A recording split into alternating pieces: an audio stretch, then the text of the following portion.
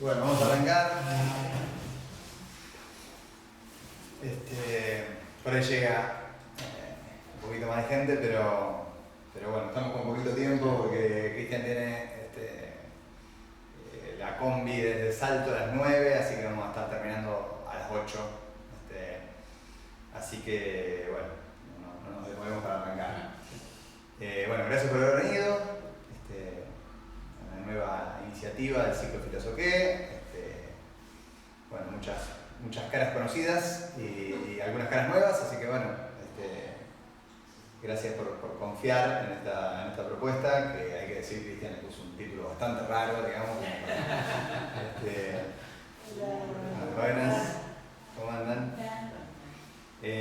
Bueno, agradecer a Cultura, a la Secretaría de Cultura, que apoyó la actividad, a la biblioteca que nos recibe, en particular a Macarena, que nos recibió hoy. Bueno, agradecerte, Cristian, también por la visita, y también a dos amigos que nos prestaron la cámara para poder registrar el encuentro de hoy. Después vamos a subir el video, si todo sale bien, y apreté los botones correctos para que quede en el canal de YouTube de la editorial, el Fede y el Oscar, que nos prestaron las cosas. Bueno, como ustedes saben, Filosoqué tiene 3 formatos: las charlas de debate como esta, que vamos haciendo más o menos 60 de 2016 para acá, en Rojas y los municipios vecinos. Ayer, sin ir más lejos, Cristian estuvo dando una charla en Junín, en la biblioteca Juan B. Justo. Algo de eso también vamos a estar reponiendo ahora. Los talleres, que bueno, acá hay varias que han participado de algunos de los talleres, y en particular del último, que se relaciona con esta actividad, en el cual estuvimos leyendo este libro durante los viernes del mes de marzo. Un libro de... Bueno, va cambiando el día, pero el espíritu es juntarnos a leer y a conversar, y en este caso un libro de León Rosichern, que es una figura central de la filosofía argentina, y alguien con quien bueno, Cristian tuvo y tiene a su manera una relación muy importante. Ahora les contará mejor. Y por último, los libros, que ahí afuera está la mesita, que tenemos un último libro, contarles, de la colección de filosofía, que se llama La Nación Trabajadora, que vamos a estar presentando el mes que viene, ya les avisaré. Bueno, no mucho más. Los libros son de la editorial Nido de Vacas, junto a mis compañeros Fede, Lula y Nati. Bueno, venimos sosteniendo este proyecto, así que bueno, no dejen de chusmear los títulos y de hacerlo circular. Les cuento también que vamos a estar en la Feria del Libro de Buenos Aires, en 2 stands en este año, en el Instituto Cultural de la Provincia de Buenos Aires y en el stand Todo Libro Político. Bueno, sin más, Cristian Zuckdorf, profe universitario, y bueno, alguien que a través de distintas iniciativas, libros, jornadas y charlas y demás iniciativas, ha puesto en circulación el pensamiento de León Rosichern, además de su propio pensamiento, y bueno, una alegría que nos visite, y no robo más tiempo. Gracias. Muchas gracias. Gracias, Ezequiel, por la invitación, por la disposición para poder estar acá. Gracias a ustedes por haber venido. Y bueno, creo que me veo en la obligación de explicar el título, ¿no? De comenzar por la parte más difícil. En cierto modo creo que ese título es algo que se podría comprender hacia el final.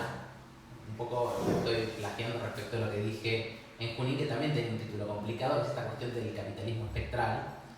En este caso creo que se complicó un poco más porque parece esta idea de una resistencia, una rebeldía ensoñada, ¿no? Me parece claramente como una especie de delirio político muy difícil de sostener, por lo menos como punto de partida. Pero bueno, eso tiene que ver con el pensamiento de León Rosichern, particularmente con su última época, que creo que es quizá uno de los pensamientos que más útiles nos pueden resultar en esta coyuntura. Entonces, lo que quisiera hacer es centrar muy rápidamente. En Junín hablamos detalladamente de esa cuestión, o detalladamente dentro de lo que se puede hacer en una sola charla, pero detalladamente la cuestión de cómo llegamos a esta coyuntura, cómo la podemos caracterizar, y qué es ese nombre del capitalismo espectral. Vamos a tratar de ver porqué espectral a esta forma del capitalismo actual. Y a partir de haber caracterizado ese capitalismo, sí poder ver qué es lo que propone Leon Rosichner para pensar esta cuestión y por qué, creo yo, en esta coyuntura, esas herramientas teóricas, esos conceptos nos pueden ser mucho más útiles. Yo lo primero que diría es que estamos en un momento particular en el cual pareciera que no se comprende lo que pasa, ¿no? Pareciera que hay una especie de cambio constante, casi inverosímil, ¿no? Las cosas, como si las monedas cayeran automáticamente del lado contrario del que uno esperaría por la propia biblioteca que debería caer. Todo pareciera que de algún modo u otro ocurre contrariando nuestras expectativas políticas, eso no puede pasar, algo van a hacer porque eso no va a pasar, bueno, eso pasa sistemáticamente, ¿no? Una serie de transformaciones muy notables, ¿no? Acá la ultraderecha no puede gobernar porque bla, bla, bla, bla. Y así una enorme cantidad de cosas que creo que son cotidianas y no hace falta recordarlas. Entonces, creo que ante esto hay dos opciones que me parecen negativas. Una es simplemente seguir afirmando las mismas categorías y por lo tanto insistir en una impotencia teórica que evidentemente va a tener un correlato en la impotencia política, ¿no? Usar las mismas categorías sin ningún tipo de diferencia respecto a esta especie de incapacidad teórica para comprender el presente. Y la otra sería simplemente abandonar las categorías, ¿no? Pasar a una especie de persecución del neologismo y el último grito del que aparece, constantemente estar desplazándonos en algo nuevo, ¿no? Lo nuevo de lo nuevo de lo nuevo de lo nuevo, y finalmente pareciera que si todo es nuevo no hay permanencia y no hay con qué agarrar eso que está ocurriendo. Me parece que esa sería la doble impotencia en la cual estamos partiendo. En ese sentido creo que habría que retomar algunas herramientas que nos permitan elaborar la diferencia entre lo que cambia y lo que se modifica, ¿no? Y a partir de ahí tratar de caracterizar. En ese sentido diría, si tomamos desde el siglo XX esta parte, hay una tradición del pensamiento más estructural que parte de la noción de que hay crisis mundiales que reorganizan la vida en el capitalismo. No que reorganizan la economía, ¿no? Por supuesto, estas teorías quizá parten de una posición un poco economicista, ¿no? Son crisis que reformulan el mercado mundial, pero a nosotros nos interesa más bien cómo esas crisis van a reformular los modos de vida, no simplemente la economía. Entonces, podríamos poner la primera en 1930. La crisis del 30 no solamente va a ser una crisis económica, no solo va a reformar la economía, sino que esa reforma va a cambiar los modos de vida y los modos de la política. Por ejemplo, va a aparecer la noción de estado de bienestar, sobre todo después de un lapso, ¿no? De 15 años, es decir, que va a incluir la Segunda Guerra Mundial, donde ese cambio de ciclo se vuelve muy claro. Entonces, en 1930, en 1945 se vuelve muy claro ese cambio y hay una serie de diferencias que son notables. Estados Unidos es la principal potencia económica mundial, eso ya nadie lo duda, Inglaterra no lo es más, estado de bienestar, pleno empleo, sindicatos fuertes, las revoluciones se desplazan de Europa al tercer mundo, junto con las formas de la decolonización. ¿No? Tenemos una serie de transformaciones muy notables que generan cambios en el modo de vivir. No son simplemente cambios económicos, no es la economía lo que cambia. Cambia, por ejemplo, el criterio de verdad. Se empieza a considerar que algo es verdadero si lo que ocurre es una cantidad de efectos materiales que permiten establecer un equivalente entre causa y efecto. Por ejemplo, la teoría atómica se empieza a considerar socialmente, colectivamente como verdad, no que sea verdadero o no, sino que socialmente, popularmente hay una sensación de que hay una verdad ahí, porque hay una bomba. Explota la bomba de Hiroshima y entonces hay una noción de que eso sí es verdad. O hay una serie de transformaciones, podría ser, no sé, energía atómica o cualquier teoría, cualquier dimensión verdadera es verdadera por una cantidad de efectos materiales. Por poner otro ejemplo, una pareja puede ser considerada una verdadera familia porque produce hijos. La producción es lo que va a determinar que algo es verdadero. Más allá de que las formas de verificar un enunciado sean las mismas, no cambia la noción de verdad. Cambia el criterio para asignar colectivamente, socialmente, el sentimiento de que esto es verdadero. Una cuestión de percepción. Ese ciclo va a llegar hasta 1973, donde una crisis mundial va a cambiar las cosas. Pero un poquito antes se anticipa con la salida del patrón. 1973 termina ese ciclo industrial, la forma hegemónica del capital pasa de ser industrial a ser financiero. No es que desaparece el industrial, pero tiene que ser mediado por el capital financiero. Entonces van a cambiar una serie de cosas, desaparece el estado de bienestar, desaparece el pleno empleo, se empiezan a transformar las prácticas políticas. La dimensión esta de la revolución que era posible en el tercer mundo como forma de convertir el enfrentamiento anticolonial en guerra de clases, termina. Ahora, así como había unos 15 años entre 1930 y 1945, es decir, un tiempo, un impasse en el cual se elabora ese cambio de la crisis, lo mismo pasa en el 73. Y el 73 recién, esa crisis, la crisis del petróleo, recién se va a volver un mundo distinto, intuitivamente, quiero decir, perceptible casi en términos físicos, en la caída del muro de Berlín. A partir de la caída del muro de Berlín, o si uno quiere la descomposición de la Unión Soviética, es que vamos a tener una certeza absoluta de que el mundo va bien, de que el capital industrial ya no es el centro, de que el fordismo no existe más, de que ahora el toyotismo, de que ahora esas grandes fábricas, conglomerados, obreros, etc., se dispersan, se parcializan, se deslocalizan, los sindicatos caen, la política cambia, y cambia también el criterio de verdad. Por un lado, recordemos, ya no es la producción industrial la única forma de valorización del capital, sino que la producción industrial tiene que ser tamizada por el capital financiero. Entonces, a partir de los 90 se hace muy claro que hay un criterio distinto. Y ese criterio es ahora la circulación. Algo es verdadero, algo es sentido social y colectivamente como verdadero porque circula. A mayor circulación, mayor sensación de verdad. Por ejemplo, algo aparece en la televisión y se vuelve claramente verdadero. La gente empieza a sentir que tiene que circular. Esto viene junto a la flexibilización laboral. Antes, en el ciclo industrial, alguien entraba a trabajar a una fábrica de golpe y entraba a los 20 y salía a jubilarse. Lo que había ahí era una producción de equivalentes, una producción de efectos materiales de vida. A partir del ciclo neoliberal y a partir de los 90, donde esto se vuelve muy claro, lo que hay es una circulación y una partición y una fragmentación total. Ya no existen esos lapsos tan largos. Hay mucha más circulación que producción. O por lo menos la dimensión que se siente verdadera está vinculada a la circulación. Un ejemplo, esto que se hablaba antes de la fake news. La idea de que se produce un contenido, se pasa a circular y la gente entonces le adjudica valor de verdad. Bueno, esa fake news, entendida en esos términos por la pura circulación, suponía que existe una verdad, es un criterio de verdad, pero que está vinculado a que algo circula.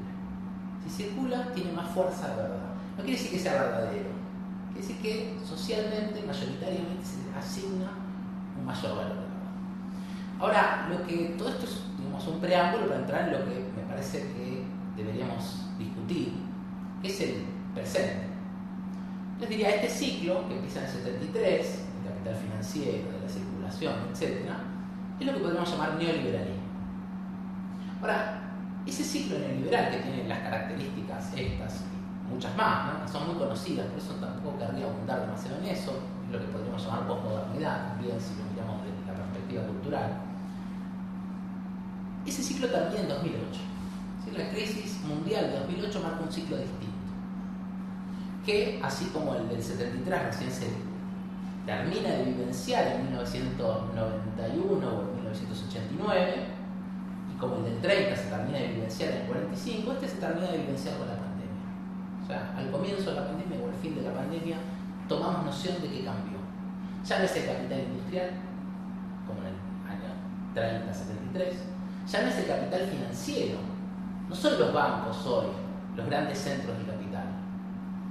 Es otra lógica, y esa lógica es la lógica del capital tecnológico financiero, ¿no? Las empresas fundamentales no son bancos, son Amazon, Tesla, Facebook, etc.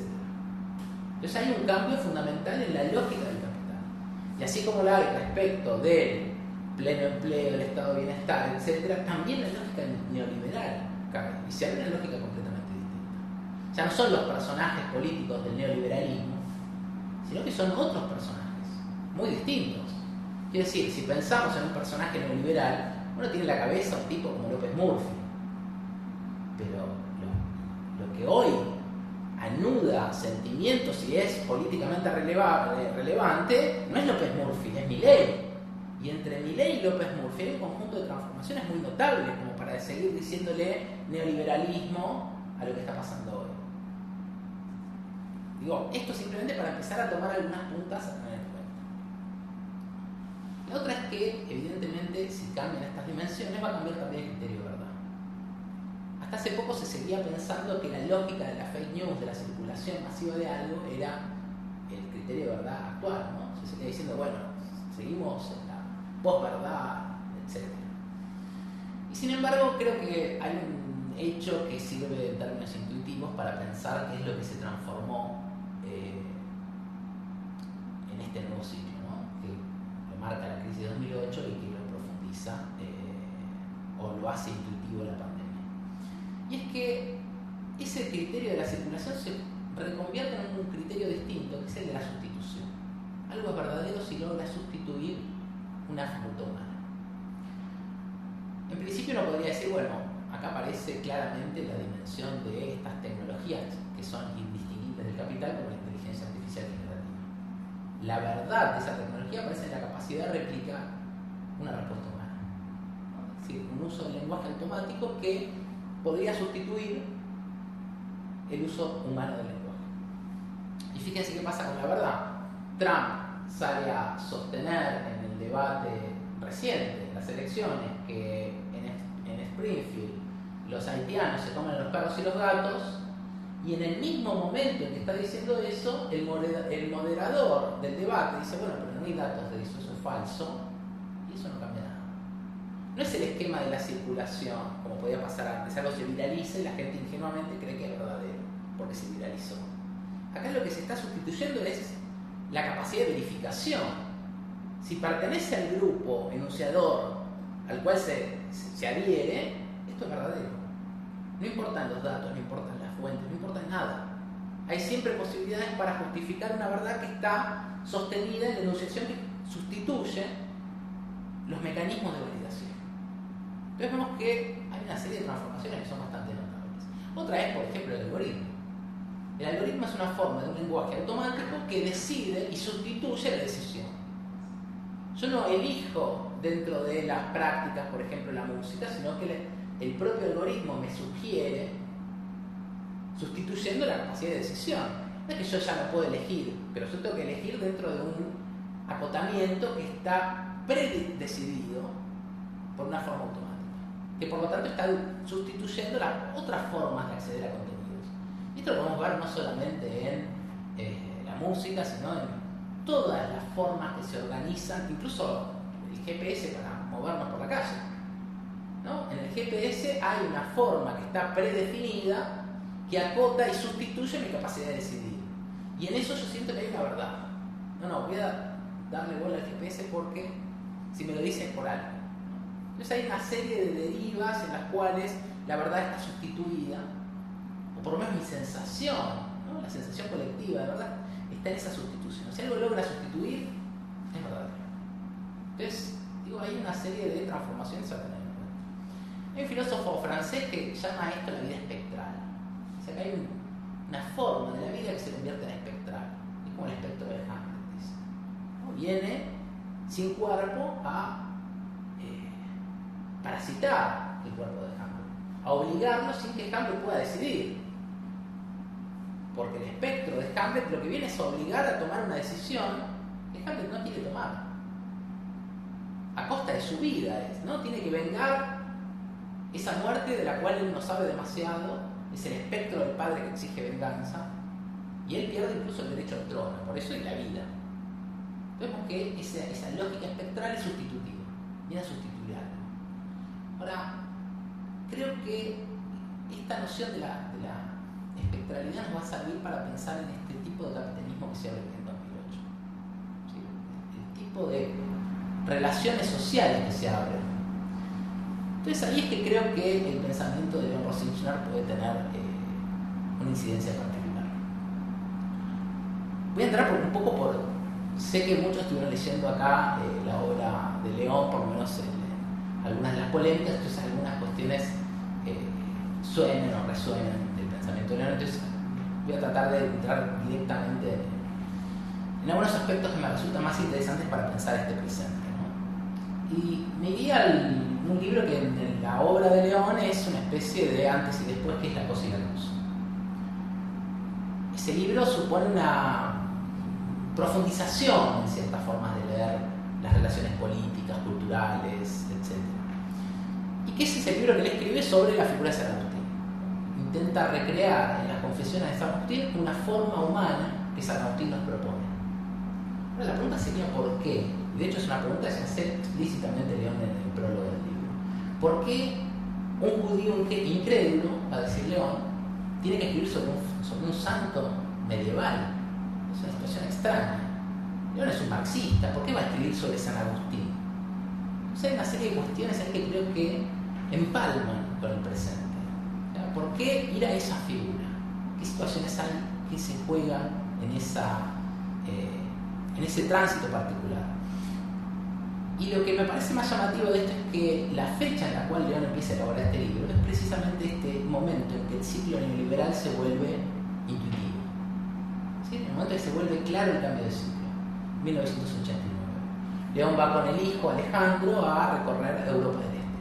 Pasa por Polonia y ve las iglesias atestadas de gente, Karol Wojtyła siendo el gran organizador de la derrota del comunismo, Lech Walesa, después conocido neonazi, organizando el sindicato Solidaridad, y se ve como ese comunismo que había sido triunfante, ¿no? Y una especie de esperanza proletaria del mundo está en retirada franca ante la Iglesia Católica y el capital financiero y Wall Street, ¿no? Era una especie de Roma y Wall Street yendo juntos y avanzando por Europa del Este. La pregunta es ¿qué pasó acá?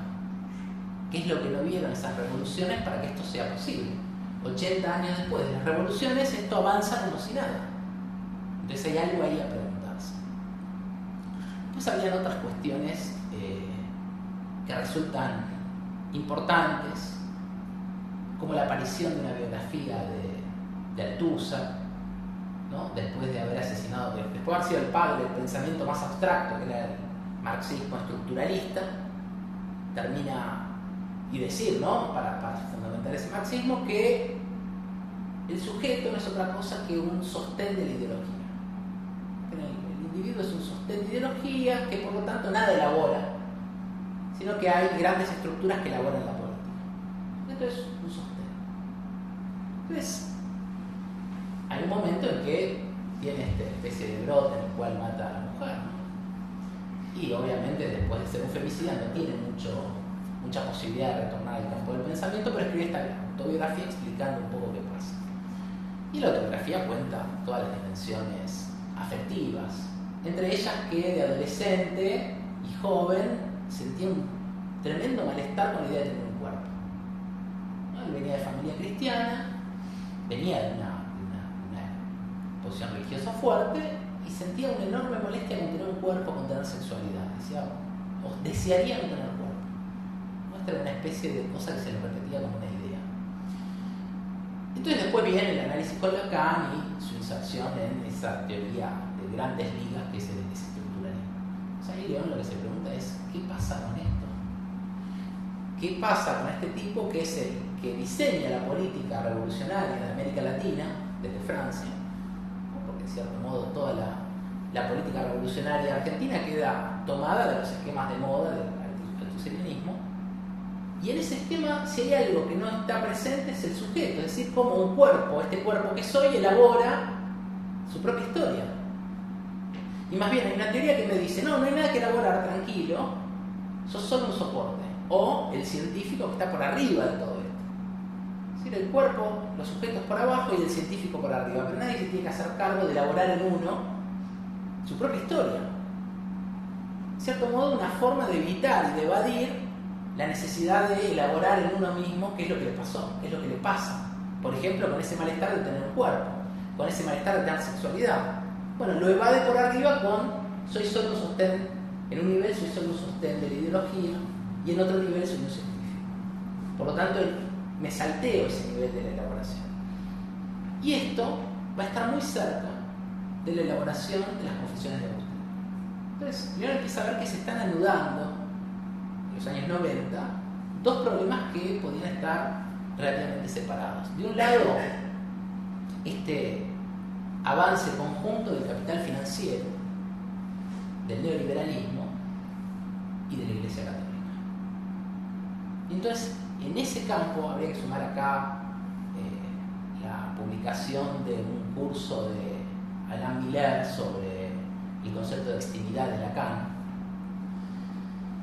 que dicho rápidamente es una cita de Agustín. El concepto de extimidad de Lacan dice: hay algo interior más íntimo que yo mismo. Y esa es la dimensión del inconsciente, algo interior más íntimo que yo mismo. Sería lo otro.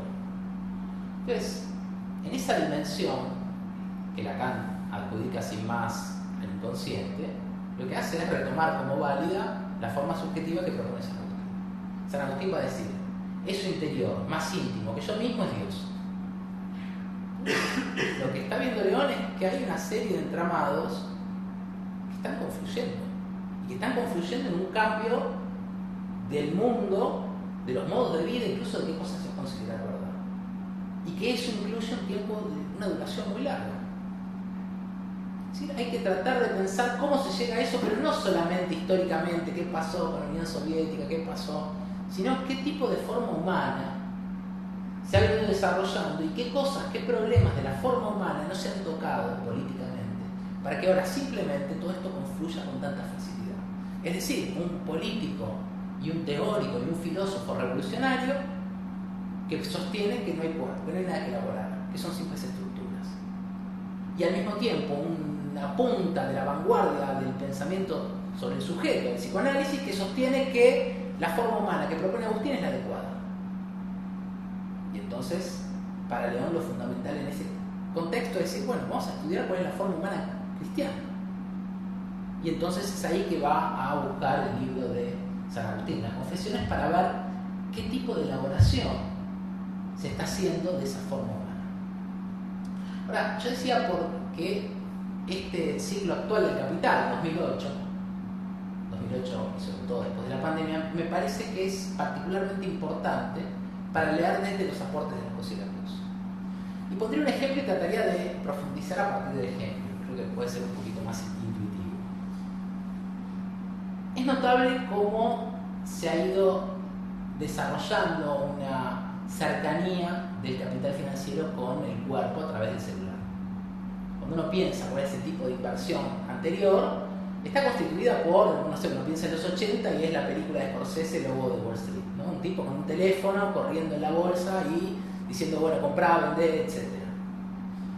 Uno puede pensar eso también en los 90, tipos más estresados ahora con un celular, ¿no? Y ir desarrollando esa línea. Ahora, cuando miramos la actualidad, donde el capital financiero es indistinguible del tecnológico, me refiero por ejemplo a las criptomonedas, las meme coins, etc., la forma de la inversión está casi pegada a la mano, ¿no? Está dada en el celular en una intimidad total. No supone el mercado, ¿no? Que el mercado era históricamente un lugar real, una plaza pública en la cual se desplegaban las mercancías, se compraba y se vendía. Esa metáfora se va volviendo más abstracta, pero mantenía todavía una cierta exterioridad. A partir del uso del celular, es decir, a partir de 2008, del celular inteligente, y del desarrollo que esto supone, esa tecnología se va acercando y pegando al cuerpo. Es en menor distancia, es decir, el acto de invertir ya no es una acción que se elabora en alguna exterioridad, sino que es algo que se hace casi en la inmediatez del cuerpo. Y si uno mira el desarrollo que hay respecto de las apuestas online en niños y adolescentes, y que el desarrollo de esas aplicaciones está vinculado al avance de la tecnociencia, al estudio de qué tipo de recompensas y formas en las aplicaciones van a generar mayor adicción. Lo que está viendo es que hay un intento de plegar la circulación y el flujo del capital directamente a algo que es anterior al cuerpo, es decir, anterior a la práctica. Es decir, tratar de ingresar la forma financiera ya no en las prácticas, que esto lo vemos fuertemente en el ciclo neoliberal, sino en una dimensión del cuerpo que es anterior, es decir, un sistema, podemos decir, hormonal, ¿no? La dopamina, etcétera, que va generando ansiedad, adicción, dependencia, pero no en términos de prácticas, de que a alguien le gusta, sino que no sabe por qué no puede no hacerlo. Del mismo modo que uno no sabe por qué no puede dejar el celular, ¿no? Hay una práctica donde está demasiado pegado a la mano. Y lo que está pegado a la mano no es simplemente el celular como un uso neutral. Es el celular en todos usos que de un modo u otro organiza un vínculo entre el cuerpo y la circulación financiera. Pero lo que estamos viendo es que hay una cercanía del sistema financiero que no tiene nada que ver con la forma distante que tenía todavía en el neoliberalismo. Entonces ahí hay una dimensión del sujeto que hay que tener en cuenta. La pregunta sería la siguiente: ¿es posible pensar la política y pensar la forma de enfrentar una determinada estructuración económica en términos de exterioridad, como suponía el neoliberalismo, o de prácticas de sí, como suponía, por ejemplo, Foucault? ¿No? Simplemente se trata de prácticas de sí y, ¿no?, el empresario de sí mismo es aquel que organiza las prácticas vinculadas al mercado en sí mismo. Pero esto es algo que es muy anterior a la práctica. Está ocurriendo casi como un modo de incluir el capital financiero por detrás del cuerpo, como algo interior pero que sea más íntimo que uno mismo. Entonces, me parece que ahí es el punto en el cual el pensamiento de León entra en algo que podía parecer muy abstracto en el momento en que León estaba escribiendo estos textos, ¿no? Cuando presenta su libro sobre San Agustín, genera más que nada rechazo. ¿No? ¿Por qué va a escribir sobre San Agustín? No está citando correctamente a los especialistas del siglo VII. Son dimensiones que no tienen que ver con el problema. O está tratando de leer la sociedad capitalista actual con el modelo humano de un tipo del siglo V. Bueno, se trata precisamente de ver qué es lo que está en el cuerpo por detrás del cuerpo. Esto que en cierto modo le va a llamar la dimensión arcaica del sujeto. Y en esto es que me gustaría tratar de empezar a adentrar un poco, porque esa dimensión arcaica es la que, digamos, es una de las arenas fundamentales en las que se está jugando la política. No tanto las prácticas, que no quiere decir que no se jueguen, no tanto las ideas, que tampoco quiere decir que no estén presentes, sino que hay una dimensión de politicidad que está pasando muy por debajo, ¿no? Está pasando por intentar conectar con una dimensión del cuerpo más primordial, más primitiva, ¿no? Estas formas arcaicas de la subjetivación. Acá viene quizá la parte más compleja, porque no vamos a poder meternos en toda la forma en que León va a leer a San Agustín. Pero sí me gustaría plantearlo un poco rápidamente para tratar de vincularlo con esta lógica espectral. Que es lo siguiente: León va a proponer que hay un acceso humano al mundo que es aquel del que hay que dar cuenta, que es el propio. Que no se puede pensar ni la filosofía, ni la política, ni nada si uno no da cuenta del propio tránsito al mundo. Ese tránsito tiene que estar ahí, hecho visible. Entonces, hay una teoría que va desarrollando que vincula el cuerpo como una primera persona insalvable. Es decir, yo no puedo hablar de filosofía, de sentido, de lenguaje si no estoy yo, como cuerpo, puesto como una primera premisa. Si yo hablo, por ejemplo, en tercera persona, digo, el sentido, el lenguaje, el discurso, etcétera, circulan, estoy haciendo una especie de proyección, porque para que tenga algo sentido, lo vivo en mí, me atraviesa como cuerpo, y recién ahí podría decir, bueno, y después circula de tal cual modo. O sea, lo primero no es la gramática, lo primero es la vivencia, ¿no? Y esta es una teoría que León va desarrollando muy tempranamente. Ahora hay un punto a partir de la posibilidad que no alcanza simplemente poner a este cuerpo que soy como primera persona, sino que entiende que es necesario historizar ese cuerpo, ver cómo llegamos a este momento. Evidentemente, ahora que estamos hablando, partimos de una posición adulta, y en cierto modo podríamos decir que partimos de una posición racional, ¿no? De una serie de conceptos más o menos definidos, cortados, que parecieran remitir a cosas del mundo, y nada más. Ahora, lo que León quiere ver es cómo llegamos a este punto. Si hay una historia humana, no esa historia que hicimos de los ciclos del capital, vamos a decir una historia horizontal, ¿no? Como cuando uno hace una línea histórica, esa línea tendría que estar partida por líneas verticales que somos nosotros.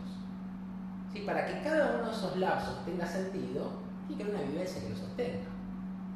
Y esa vivencia es necesariamente para cada uno de nosotros la de nuestro propio cuerpo, que tuvo que acceder desde la infancia a la adultez a través de una serie de procesos afectivos. No es simplemente un conjunto de sujetos adultos, agentes, como podría decir una filosofía más analítica, ¿no? Agentes que actúan de acuerdo a ciertas normas, ciertas lógicas. No, más bien es un cuerpo que tiene que ir elaborando los afectos del nacimiento, ir incorporando en el cuerpo, que es pura cultura, pura naturaleza, esa naturaleza plegada que llamamos cultura. Y eso no es algo amable. Eso es algo al mismo tiempo histórico, político, mitológico. Y por lo tanto eso es lo que hay que revisar porque no se revisó. No se trata simplemente de ver, dice León, como señalaba Marx, cuál es la conciencia de la clase obrera. Es muy abstracto todavía eso. Para poder ver ese problema necesitamos también encontrar qué pasa en nosotros y cuál fue el tránsito real, qué se jugó y qué se perdió en ese tránsito. Y qué tipo de luchas habilitaron o no en ese tránsito. Y fundamentalmente una dimensión más, que es la que hace la diferencia. ¿Qué tipo de terror se ejerció en ese tránsito? ¿Qué es lo que fue cortado con el terror para que algo de esa primera vida anímica no pueda ser prolongado? Entonces se trata de ir más atrás del comienzo, ir a un verdadero punto de partida.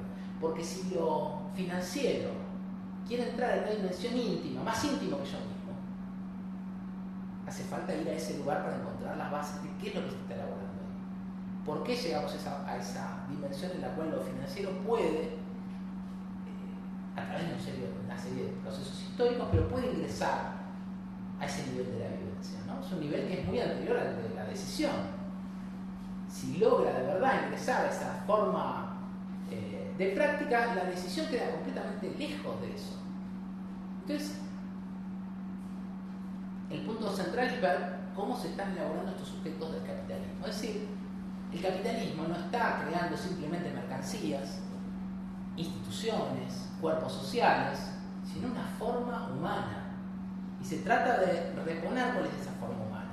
Y al mismo tiempo, no solamente eso, sino que la forma neoliberal del capitalismo, es decir, esto que empieza en el 73 y se vuelve explícito en el 90, es quizá una forma mucho más extrema de acentuar algo que se venía elaborando desde hace tiempo, ¿no? Que es la forma del capital financiero. Y es por eso que en esos años León encuentra la clave de empezar a leer a San Agustín.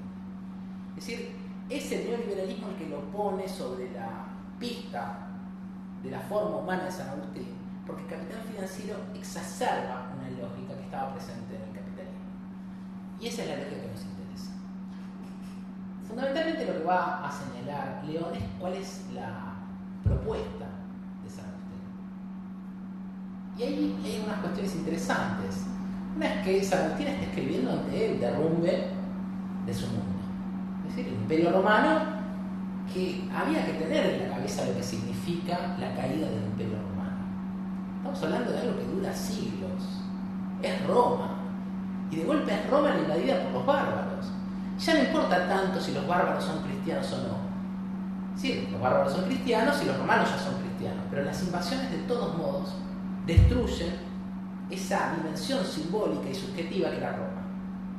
Esa pertenencia, esa protección de los padres, por decir así, es aniquilada. Y en ese punto San Agustín propone una tecnología subjetiva, para dar las cuestiones mucho más atrás. Algo que ya había en realidad hecho San Pablo. San Pablo proponía, bueno, la ley ya no es efectiva, vamos a internalizar la ley.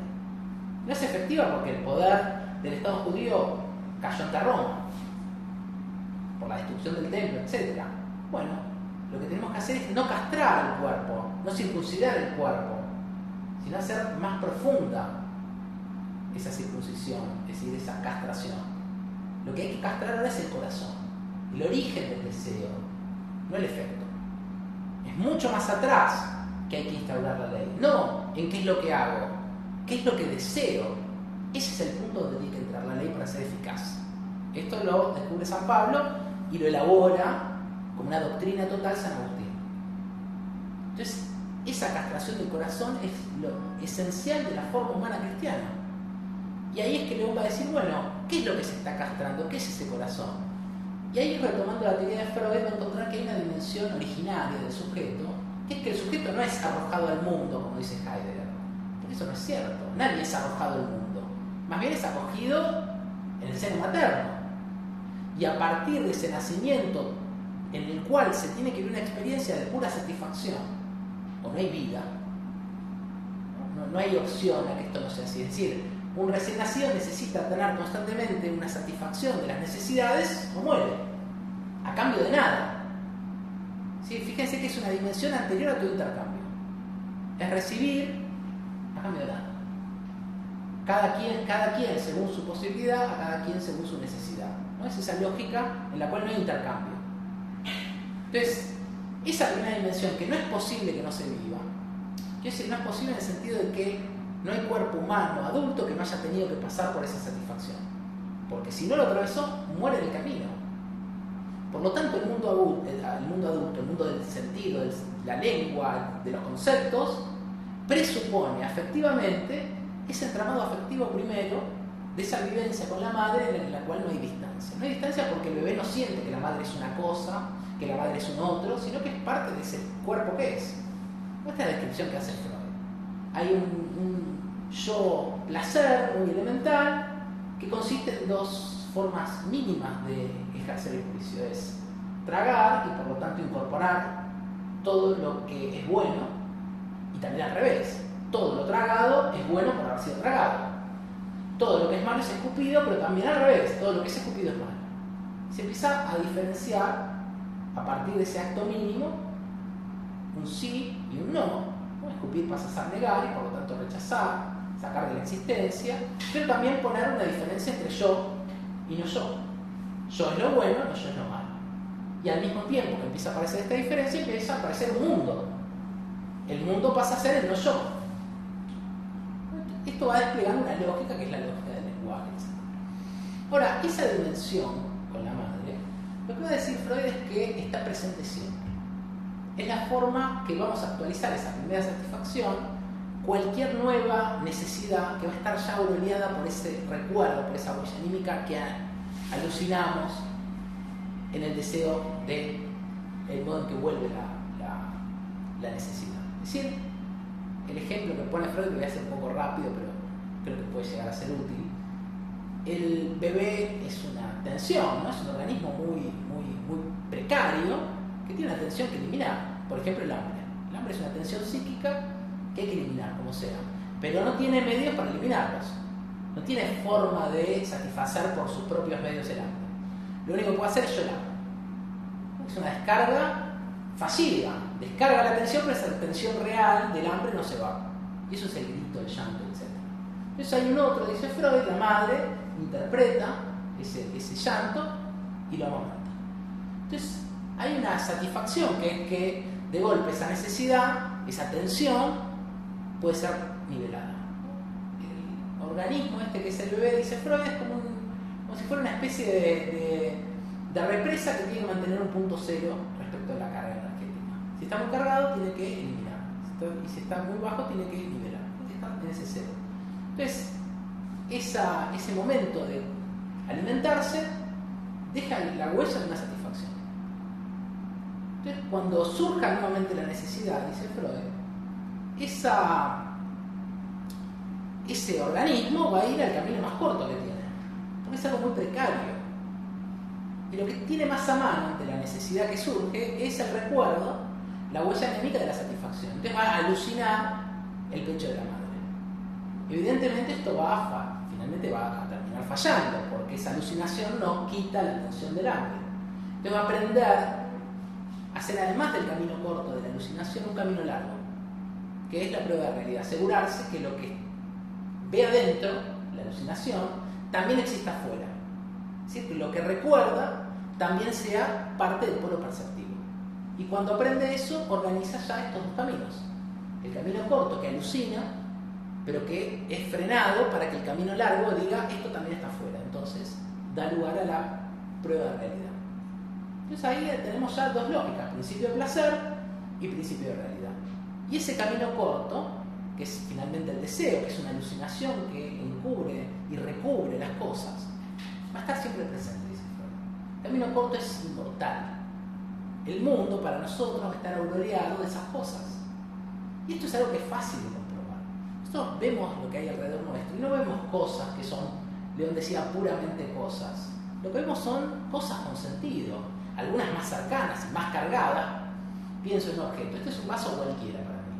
Pero de algún modo u otro puede ser un vaso que esté recubierto por una historia. ¿No? Ser un vaso de una abuela. Y ya de golpe ese vaso tiene una serie de recubrimientos más intensos o menos, pero todos lo tienen. No hay nada que pueda estar completamente despojado del sentido humano. Y esto nos pasa con todas las cosas, ¿no? Sería una experiencia terrorífica de golpe ver el mundo como un conjunto de cosas, de puras cosas, de cosas sin carga humana. Entonces en esa dimensión en que las cosas no tienen carga humana, sería la aniquilación del sentido. A esto León lo va a llamar la ensoñación, que es ese camino corto de Freud. Las cosas van a estar siempre ensoñadas por ese hálito que les da sentido humano y que viene de esa primera experiencia. Y la realidad va a ser lo que de un modo u otro se anticipa para decirnos no, tiene que haber reglas de realidad, principios de realidad. Y que es también heredado de una determinada cultura. No es parte del principio de realidad lo que en culturas distintas no va a ser exactamente la misma forma de ese principio de realidad. Ahora, lo que es importante es que la política que propone San Agustín, una política subjetiva, un modo de organizar los afectos del cuerpo, actúa en ese nivel. Actúa en el nivel de ese proceso primario y ese proceso secundario. Es decir, en el nivel de qué cosa es el deseo y qué cosa es lo que me es permitido vivir como realidad. Opera sobre ese mundo ensoñado, intentando reconvertir esas primeras marcas maternas en un origen paterno. Esas primeras marcas corporales vividas con la madre en un origen en la mente del padre. Y va a decir literalmente San Agustín, mi origen no puede ser haber sido gestado por mi madre. No hay forma que yo acepte eso. Mi origen tiene que ser anterior, porque mi madre no es capaz de crear mi alma. Entonces mi verdadero origen no es el vientre de mi madre, sino la mente de tu mente, le dice, porque habla de tú con vos, con Dios. Dice tu mente, ese es mi verdadero origen. Fíjense que entonces hace pasar el origen carnal verdadero por falso para afirmar un segundo origen, este sí verdadero, pero inmaterial.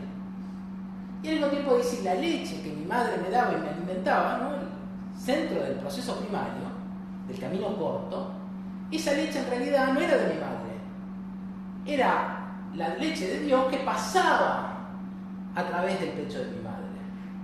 Entonces fíjense que esa inversión empieza a transformar no las prácticas, sino una dimensión muy anterior a la práctica. Cómo deseamos, cómo nos organizamos y qué forma tiene el mundo. Porque el mundo en su materialidad, en ese proceso primario que organiza el hálito, que le da sentido y espesor y brillo a las cosas, va a estar vaciado de materialidad. Va a estar vaciado de carnalidad y puesto sobre una especie de, un lado, puras cosas, sin hálito. Aunque sea imposible que las cosas realmente sean así, se propone un mundo puramente material y un verdadero mundo ensoñado que estaría puesto más allá del mundo, no en este mundo. Es decir, esa dimensión ensoñada queda encapsulada, pasa a ser la dimensión del paraíso.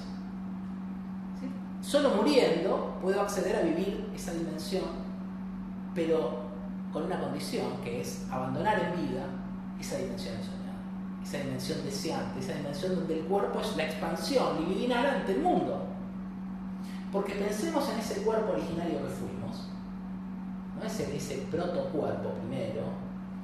No hay una distinción entre libido y práctica.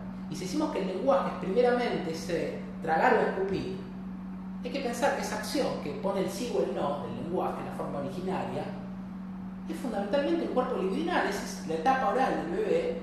No puede distinguir entre palabra y libido. o entre palabra y cuerpo. Es el cuerpo que habla porque es el cuerpo el que se organiza y se entrelaza con el mundo, que lo va, en cierto modo, prolongando desde sí mismo y desde el cuerpo de la madre. Bueno, eso es lo que está cortado en esa muestra. Eso es lo que se tiene que separar y que las cosas sean puras cosas. Podemos decir que las cosas también están castradas. Tienen que aparecer como desprovistas de toda esta ensoñación. Ahora, en la teoría, digamos, más tardía de León, esta es la dimensión espectral. El espectro es la cosa que queda vaciada de la dimensión ensoñada, de la dimensión del proceso primario, del camino corto. Porque si decimos que la dimensión ensoñada es la prolongación de mi propio cuerpo arcaico, de esa materialidad que le dio lugar al lenguaje, le dio lugar a mi existencia, le dio lugar a la posibilidad de desear, pero que fue cuerpo en el origen, supone que su desarrollo no va a estar cortado del cuerpo. No va a haber un hiato entre las cosas y mi cuerpo, entre ese hálito ensoñado y mi cuerpo. Más bien va a haber una prolongación, me a sentir que las cosas son humanamente cosas por un tipo de vinculación conmigo. Esto, en cierto modo, las sociedades animistas lo tienen muy presente. O sea, no hay un hiato completamente disruptivo entre ese cuerpo y el mundo. Ahora, ¿qué tipo de mitología tiene que haber para que creamos que somos una cosa y que el mundo es otra?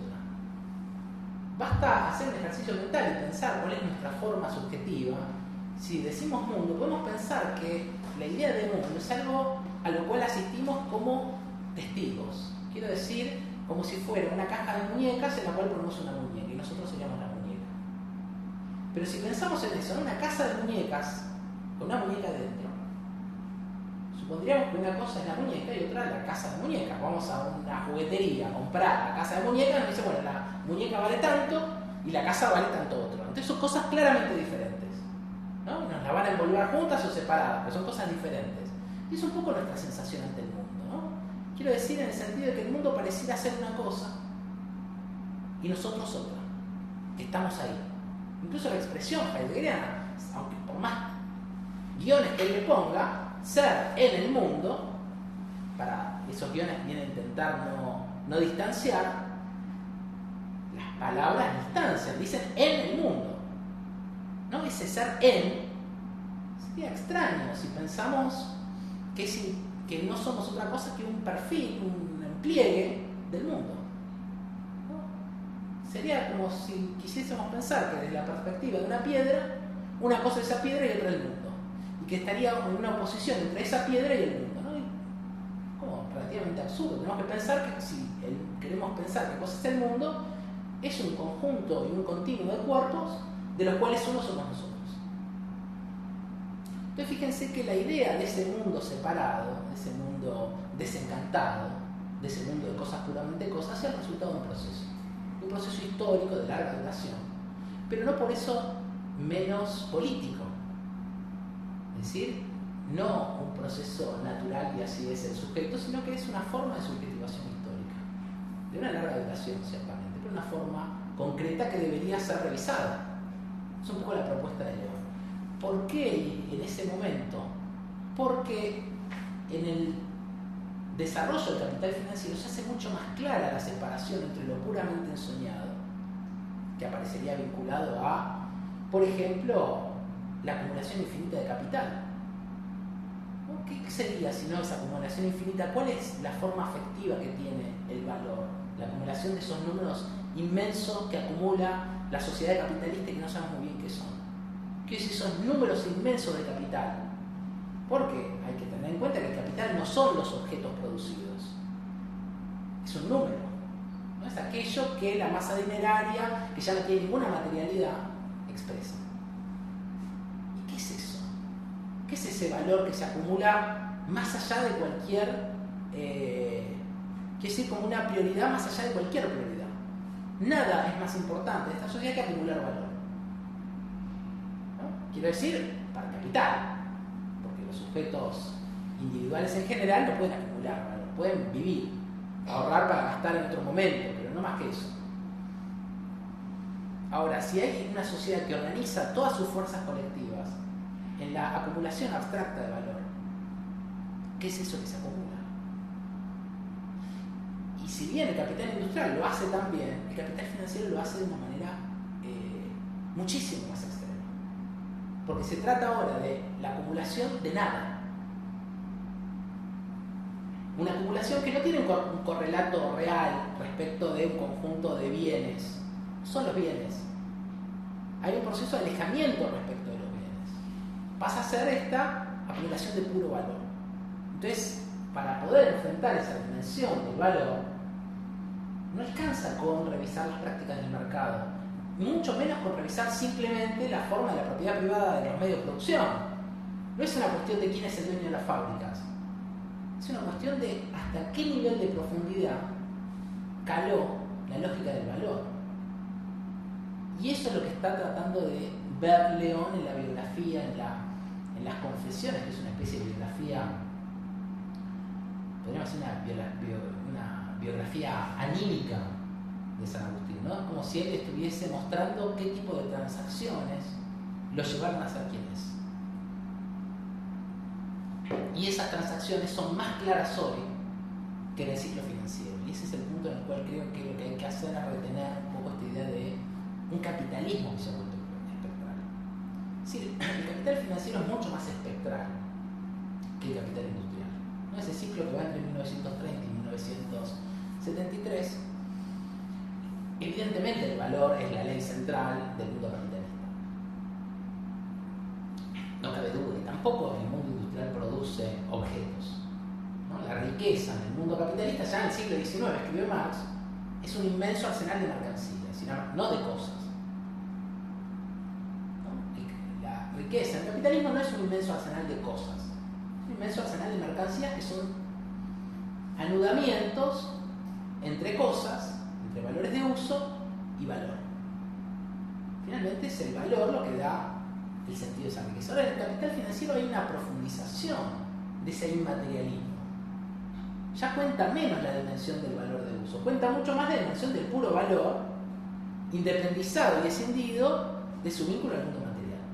¿No? Esto que se llama incluso la economía real, bueno, y esto lo estamos viendo creo de manera muy obscena, el distanciamiento entre las puras finanzas, que no parecen tener ninguna relación con nada, y la vida material que se empobrece radicalmente, pero las finanzas generan una creciente ganancia que no sabe muy bien a dónde está, ni de dónde sale, ni qué es lo que se está acumulando en ese extremo y qué es lo que se está perdiendo en este, ¿no? Porque ese hiato se está volviendo mucho más fuerte.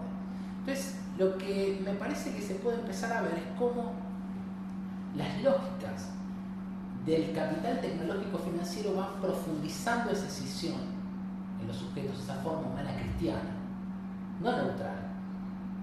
Quiero decir, tiene una historia determinada, no es lo humano, es el desarrollo concreto del sujeto occidental, que por supuesto puede después independizarse una vez que se mundializa.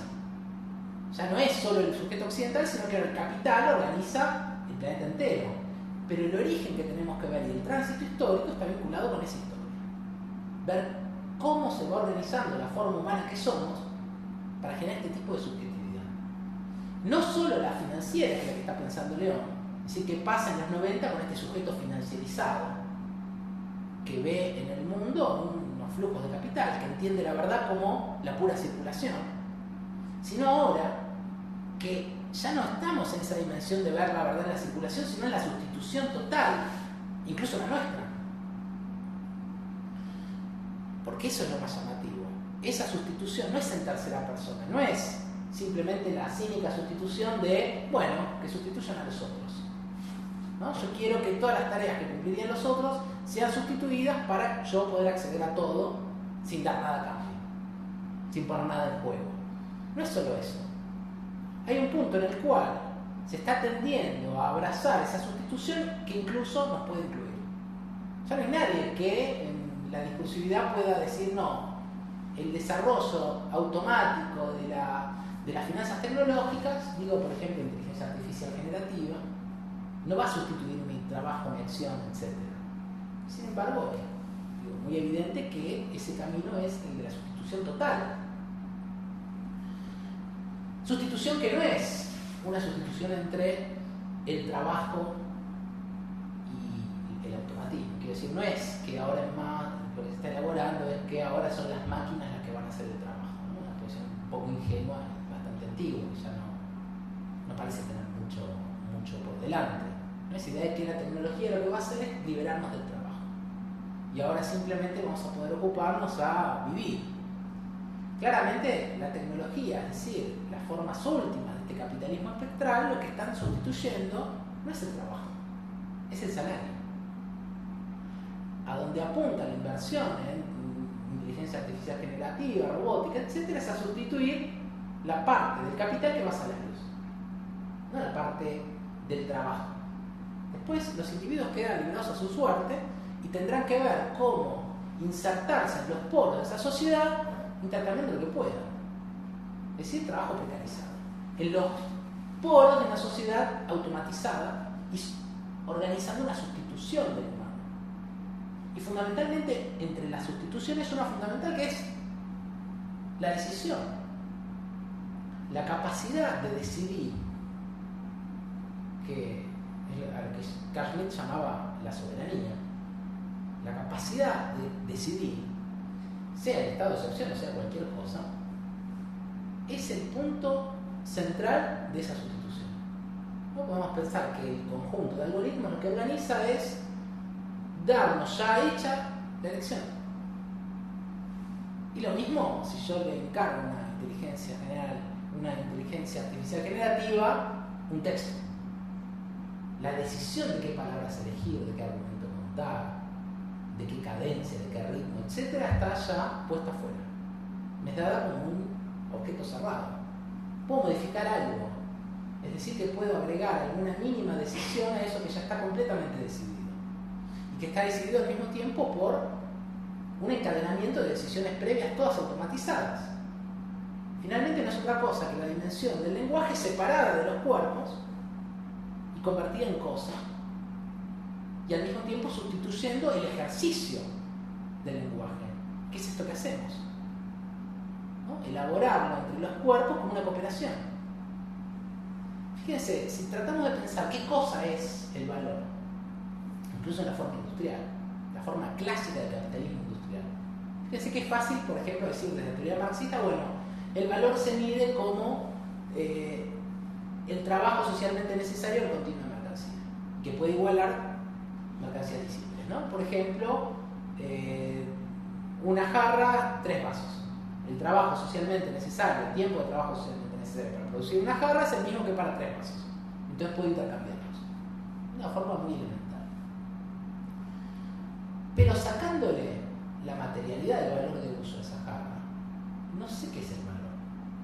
No quiero decir, si tratamos de focalizar en qué es el valor, más allá de la forma material, del cuerpo material de la mercancía, ¿no? En, digamos, el vidrio y la forma para sostener el agua, etc. Más allá de eso, del valor de uso, ¿qué sería la mercancía? ¿No? Cuando nos queda solo el valor de cambio y hacemos abstracción de todos sus valores de uso, ¿qué es el valor? ¿Se ve el problema? Fíjense que la cabeza tira error. Cuando uno piensa, bueno, pensamos una mercancía, valor y valor de uso, hasta ahí vamos bien, ¿no? ¿O no? Es fácil anudar valor y valor de uso. ¿Por qué? Porque los puedo cambiar. Bueno, bien, hasta ahí estamos bien. Ahora, hacemos el ejercicio mental de sacar el valor de uso. ¿Qué nos queda? Uno puede decir, bueno, esa gelatina, esa espectralidad de ese Marx de trabajo, pero al mismo tiempo no me está dando mucha cuenta de qué es. No la puedo terminar de representar. Finalmente podríamos decir que no se trata de otra cosa que de una conversión de la cooperación en la forma más abstracta. Un vaciamiento de la cooperación, entendiendo cooperación en el sentido más amplio de la palabra. Entendiendo cooperación como esa primera cooperación en la cual la madre sostiene en vida al niño. ¿No? Es una cooperación, escuchar un grito, interpretarlo como un mensaje, hambre. Fíjense que ahí hay una pequeña cooperación. Hay un organismo que produce un ruido y otro organismo que interpreta el ruido y al mismo tiempo pone su cuerpo para darle la leche, para alimentarlo, ¿no? Y hay todo un desarrollo que es cooperación en el sentido más básico de la palabra, es cooperación, actuar en conjunto, actuar entrelazados, donde no hay otra forma, no es solidaridad, no que supondría cierta bondad si uno quiere, no, acá no hay nada de eso, es una condición inevitable, no podemos no cooperar.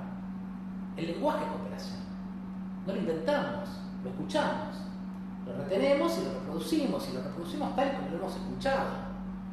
Y finalmente todo lo que hacemos es cooperación.